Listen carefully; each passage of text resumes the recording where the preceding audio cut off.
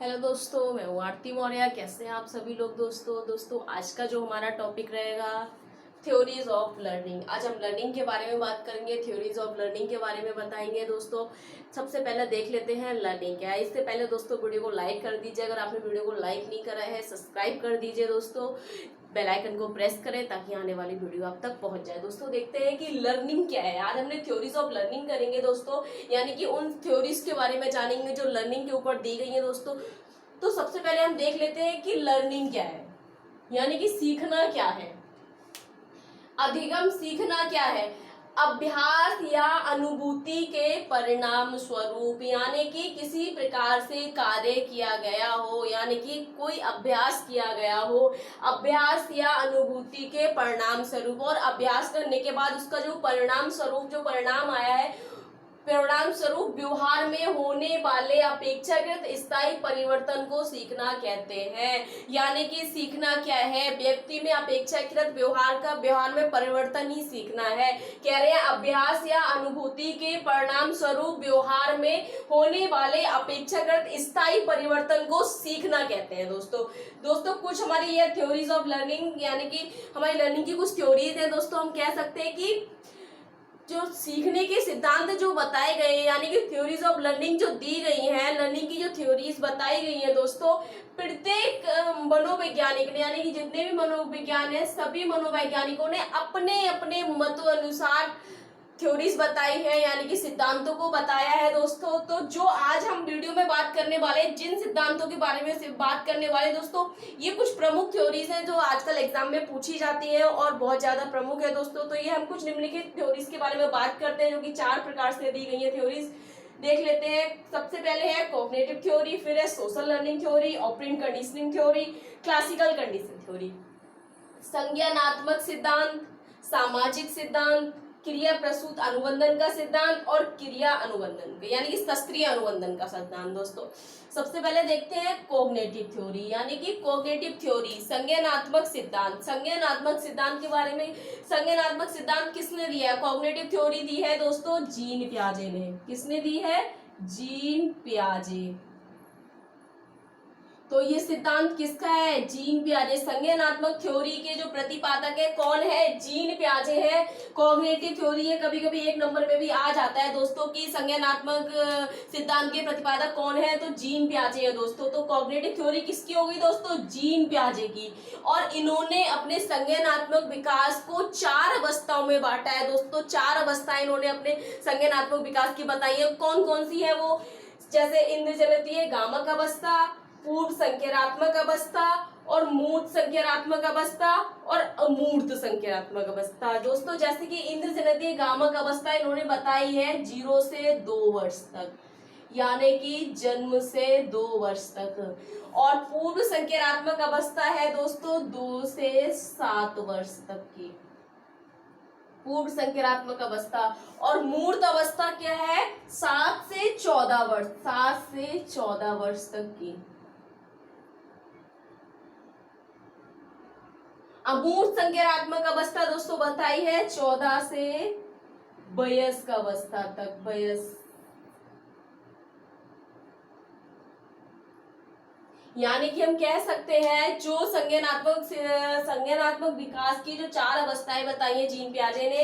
इंद्रजनितीय गामक अवस्था, इंद्रजनितीय गामक अवस्था में क्या है? जो शिशु है 0 से 2 वर्ष, यानी कि 2 वर्ष का जो बच्चा है, जो शिशु है दोस्तों, इंद्रजनितीय यानी कि अपनी इंद्रियों का प्रयोग करना सीख जाता है, उसका इंद्रिय और गामक कौशलों को सीख जाता है, यानी कि अपने हाथ पैरों को पलटना, उठाना, अपने हाथों से चादर खींचना, इस प्रकार की ग्रिप और ग्राफ्स उसकी डेवलप होने लगती है। वो कह रहे इंद्रजनितीय गामक अवस्था, वह अपने इंद्रजनितीय और शारीरिक क्रियाओं के द्वारा सोचना प्रारंभ कर देता है, इंद्रजनितीय गामक अवस्था कहलाती है दोस्तों। यानी कि अपने शारीरिक क्रियाओं से अपने कार्य को पूरा करता है, अपनी इंद्रियों द्वारा अपना कार्य करता है, तो इंद्रजनितीय गामक अवस्था। दूसरी बताइए उन्होंने दोस्तों पूर्व संज्ञानात्मक अवस्था। इस अवस्था में, पूर्व संज्ञानात्मक अवस्था में बच्चा विभेदीकरण सीख जाता है, अपनी आसपास की वस्तुओं को सीख जाता है, उनके साथ विभेद करना सीख जाता है।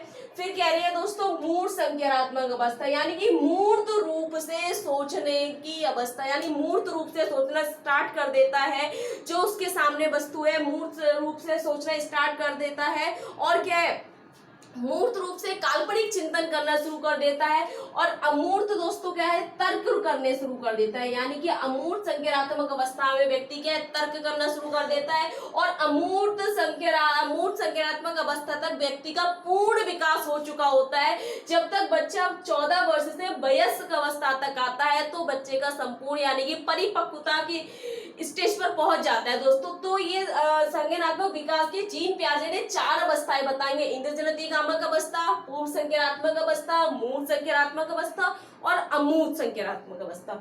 उसके बाद दोस्तों चलते हैं सोशल लर्निंग थ्योरी। यानी कि सोशल लर्निंग थ्योरी किसने दी है, सामाजिक सिद्धांत किसने दिया है दोस्तों, अल्बर्ट बंडूरा ने। Albert Bandura, Albert Bandura. यानी कि सोशल लर्निंग यानी कि सामाजिक सिद्धांत के जो प्रतिपादक है कौन है, अल्बर्ट वेंडूरा। इन्होंने सोशल लर्निंग के बारे में बताया है कि सामाजिक लर्निंग यानी कि सामाजिक रूप से सीखना क्या है दोस्तों। सामाजिक रूप से सीखना, हम किसी भी बच्चे को या किसी भी प्रकार से हम दूसरे व्यक्ति को देखकर सीखते हैं। कह रहे हैं कि किसी भी, इसमें क्या है, अनुक्रिया परिणाम को बताया गया है कि अनुक्रिया और परिणाम और मॉडलिंग के द्वारा, यानी कि किसी कार्य के परिणाम को बताया। किसी कार्य के अनुक्रिया परिणाम क्या है, तो परिणाम के आधार पर जो व्यक्ति सीखता है, यानी कि जो परिणाम के आधार पर व्यक्ति व्यवहार करता है, उन व्यवहारों को बताया गया है अनुक्रिया परिणाम। यानी कि 2 प्रकार से, अनुक्रिया परिणाम और मॉडलिंग परिणाम। यानी कि हम किसी बच्चे को कैसे सिखा सकते हैं, एक अनुक्रिया परिणाम के द्वारा सिखा सकते हैं सामाजिक रूप से, और मॉडलिंग करके हम किसी बच्चे को सामाजिक रूप से सिखा सकते हैं। अनुक्रिया परिणाम में क्या है, हम कह सकते हैं किसी प्रकार के कार्य को करना, यानी किसी प्रकार के परिणाम किस पे आधारित होता है, उसके व्यवहार पर आधारित होता है दोस्तों। तो इसमें कौन कौन से बताए गए हैं, जैसे अनुक्रिया परिणाम यानी कि सूचनाओं को इकट्ठा करना, सूचनाओं को प्रदान या प्राप्त करना, सूचनाओं को प्राप्त करना। दूसरा है प्रेरित करना,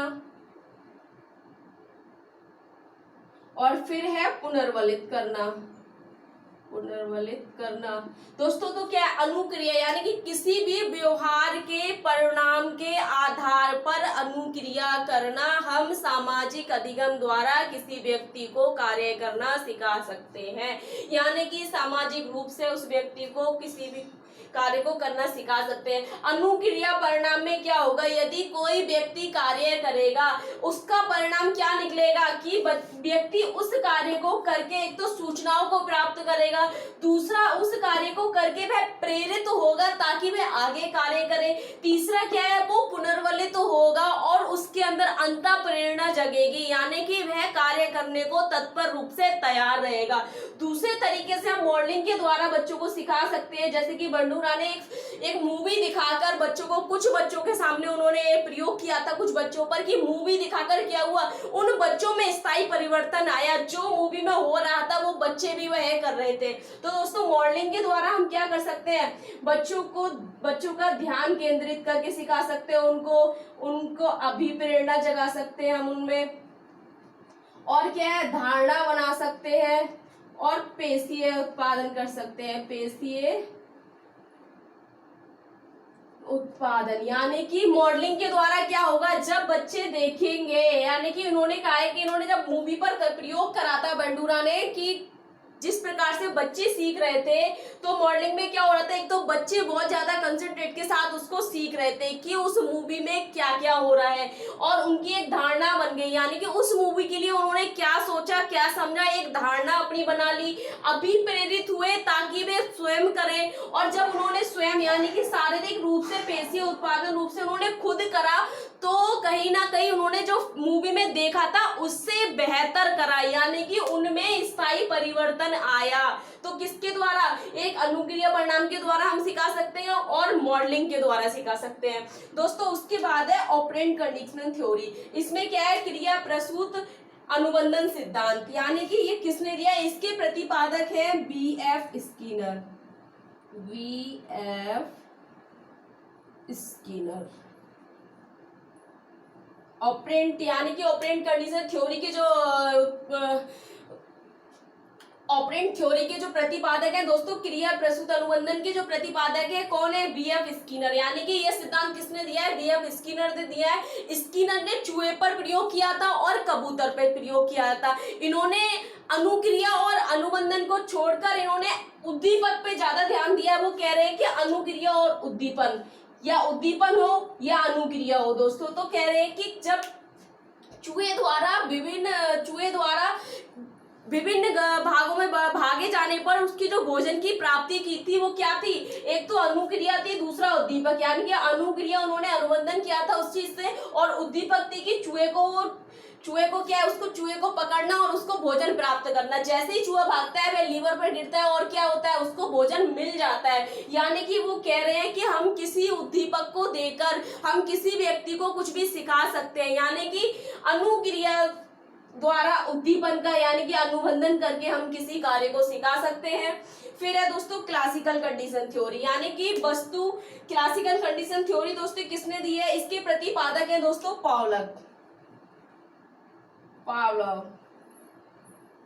पावलोव ने किस पे प्रयोग करा है दोस्तों? कुत्ते पर प्रयोग करा है। इन्होंने बताया है कि शास्त्रीय अनुबंधन सिद्धांत, यानी कि शास्त्रीय अनुबंधन सिद्धांत इन्होंने बताया कि शस्त्र के साथ हम व्यक्ति को कैसे सिखा सकते हैं। इन्होंने एक कुत्ते पर प्रयोग करके बताया है कि व्यक्ति को कैसे हम सहज संबंध करके बता सकते हैं। जैसे कि इन्होंने कुत्ते पर जब प्रयोग किया था दोस्तों, तो क्या था? वस्तु इन्होंने रखा था एक मांस का टुकड़ा। परिस्थिति थी इनकी क्या कि इन्होंने कुत्ते को बांध रखा था रस्सी में, और उद्दीपक क्या था कि कुत्ते को भूख लग रही थी, उसे वो प्राप्त करना था। अनुक्रिया थी कि एक घंटी बजेगी, यानी कि उन्होंने एक घंटी का प्रयोग किया था। जो शस्त्र था उनका क्या था? घंटी, यानी कि घंटी बजेगी। और इन सबको मिलाकर एक सहज संबंध क्रिया बनाई थी, जिसके द्वारा कुत्ते ने उस मांस के टुकड़े को प्राप्त किया था। जैसे ही उन्होंने वस्तु दिखाई, परिस्थिति उत्पन्न हुई और उद्दीपक जगा, यानी कि अनुक्रिया हुई जैसे ही, और उससे सहज संबंध हुआ कि उसने रिलेट कर लिया कुत्ते ने कि जैसे ही घंटी बजेगी मांस का टुकड़ा मेरे सामने आएगा, मुझे मिलेगा और मेरा उद्दीपक खत्म हो जाएगा, यानी कि मेरी भूख मिट जाएगी। तो क्या किया उन्होंने? बताया है कि क्लासिकल कंडीशन थ्योरी में पॉपलर ने बताया है कि हम किसी भी कार्य को सिखाने के लिए वस्तु, परिस्थिति और उद्दीपन अनुक्रिया का सहज संबंध क्रिया द्वारा हम किसी कार्य को सिखा सकते हैं दोस्तों। तो ये थी हमारी कुछ थ्योरीज ऑफ लर्निंग, यानी कि लर्निंग की थ्योरीज जो हमने आज बताएंगे दोस्तों। ज्यादा से ज्यादा वीडियो लाइक करें, सब्सक्राइब करें। Thank you so much.